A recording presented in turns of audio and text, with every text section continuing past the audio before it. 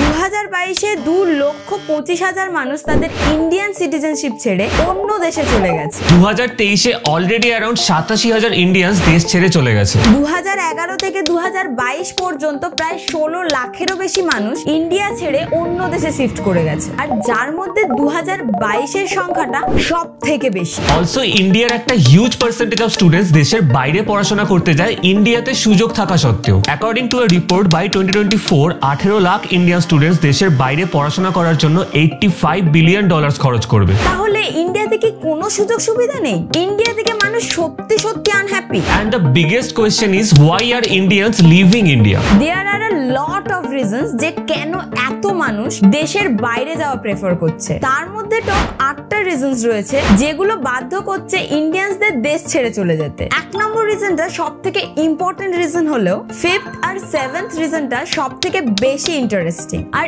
Indian গভর্নমেন্টেরও উচিত এই দুটো পয়েন্টে সবথেকে আগে ফোকাস করা। নাম্বার 1 রিজন হলো earning in dollar and euro.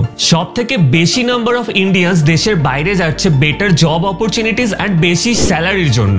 HBS recruitment stat অনুযায়ী একজন ইন্ডিয়ান ফ্রেশার ইউনিভার্সিটি থেকে বেরোনোর পর 5,000 থেকে 9,000 টাকার জব অফার্স পায়, যেখানে বিদেশের ম্যাক্সিমাম কান্ট্রিজের ফ্রেশার্সরা অন অ্যান অ্যাভারেজ 80,000 থেকে 90,000 টাকার জবের অফার পায়। ইন্ডিয়ার পপুলেশন অনেক বেশি স্টুডেন্ট ডিফারেন্ট ফিল্ডে প্রতি বছর গ্র্যাজুয়েট হচ্ছে। সো ইন্ডিয়াতে কম্পিটিশনও বেশি কোনো সিঙ্গেল জবের জন্য। একটা প্রাইভেট রিক্রুটার যদি একটা সিঙ্গেল জবের জন্য 100টা ফ্রেশার পায়, obviously he or she will take advantage of it. 50,000-এর জবটাই 10,000-এ করতে হলে করো, নাহলে তোমার মতো আরো 99 জন বাইরে দাঁড়িয়ে আছে এই সেম জবটা 10,000-এ করার জন্য। অ্যান্ড আনফরচুনেটলি ফ্রেশার্সদের এই জব অফার্স অ্যাকসেপ্ট করতে হয়। সো অবভিয়াসলি জব সিকার্সরা ইন্ডিয়ার জবসের থেকেও বাইরের দেশের জবস বেশি প্রেফার করে।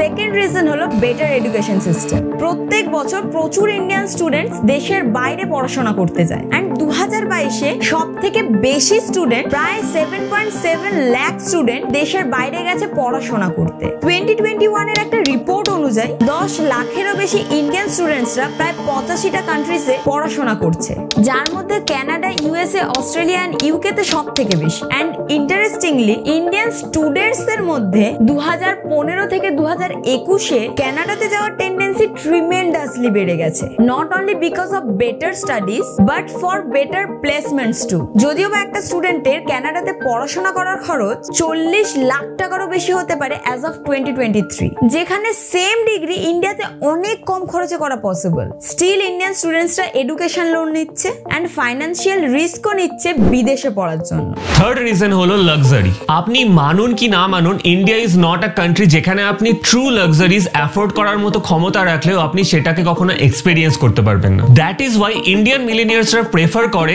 USA, UK, Canada and Middle East countries, যেখানে লাক্সারি ভিলাস, লাক্সারি কার্স আর luxury life easily available. And এই লাক্সারির সাথে ফিফথ রিজনটা খুব বেশি কানেক্টেড। ফোর্থ রিজন হলো lifestyle. A lot of Indians prefer foreign lifestyle. For example, foreign countries এর food habits, personal and work life balance, relationship and family management, এগুলো কিছু ক্ষেত্রে ইন্ডিয়ান লাইফস্টাইলের থেকে অবশ্যই বেটার। এন্ড এই লাইফস্টাইল মেনটেন করার জন্য ইন্ডিয়ানরা প্রেফার করে বিদেশে গিয়ে থাকতে। ফিফথ রিজন হলো ট্যাক্স বেনিফিটস। ইন্ডিয়াতে ট্যাক্স কিপ করার জন্য প্রচুর মানুষ প্রেফার করে বাইরের কান্ট্রিজে গিয়ে থাকতে। ফর এক্সাম্পল, দুবাইতে পার্সোনাল ইনকামের উপর কোনো ট্যাক্স নেই। দ্যাটস ওয়াই প্রচুর ইন্ডিয়ান্স এটা প্রেফার করে দুবাইতে গিয়ে জব করতে অথবা ওখানে থাকতে। সিমিলারলি ইন্ডিয়াতে যদি কেউ কোনো সুপার কার ইম্পোর্ট করাতে চায় অন্য কোনো কান্ট্রি থেকে, তাহলে import duty can be up to 100%, which is double the price of the original price. আরো এক্সাম্পল হলো আইফোনের দাম ইন্ডিয়াতে অনেক বেশি rather than some other countries.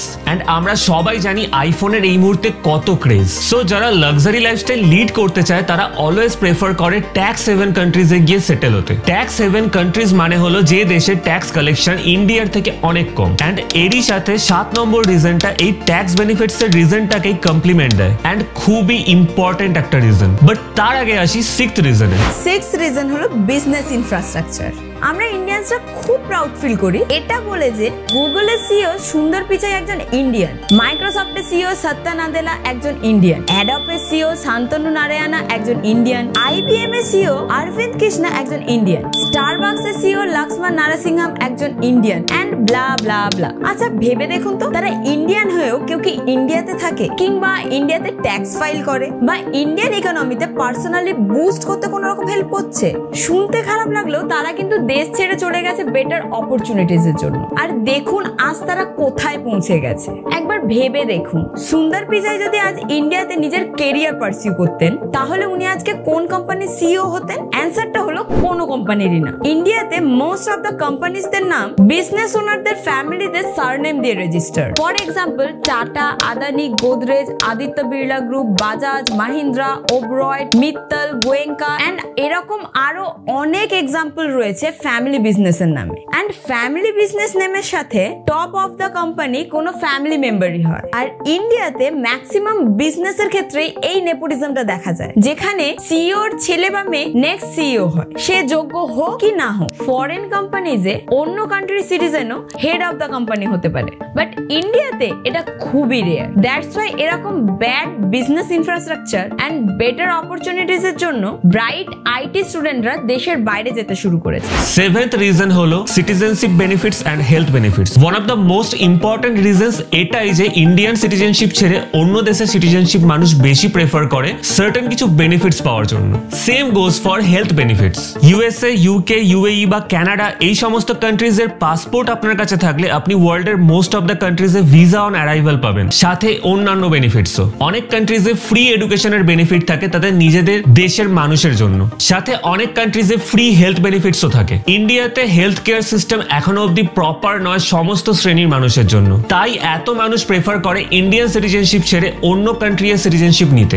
Eighth reason হলো সোসাইটি। ইন্ডিয়াতে এখনো অবধি অনেক সোশ্যাল স্টিগমা রয়েছে, যার মধ্যে gender inequality, caste discrimination, economic inequality, religious discrimination, domestic violence. এই সমস্ত সোশ্যাল স্টিগমাস ইন্ডিয়াকে আজও পিছনে টেনে রেখেছে পৃথিবীর আরো অনেক ডেভেলপ কান্ট্রি থেকে। কিভাবে ছেলেরা আজও মেয়েদের থেকে অনেক বেশি সুযোগ সুবিধা পায়, সিমিলারলি কিভাবে মেয়েরা নিজেদের জেন্ডার ডিসক্রিমিনেশনের সুযোগ সুবিধা নিয়ে অনেক বেশি প্রায়োরিটি পায়। আর এটা আমাদের ডেইলি লাইফে আমরা সবাই দেখতে পাই। সেরকমই ডিফারেন্ট কাস্ট আর ডিফারেন্ট ধর্মের মানুষদের মধ্যে ঝামেলাটা আমরা ডেইলি দেখতে পাই। আমরা শিক্ষিত হওয়া সত্ত্বেও একজন ডক্টর আর একজন রিক্সাওয়ালার সাথে ডিফারেন্ট ব্যবহার করি।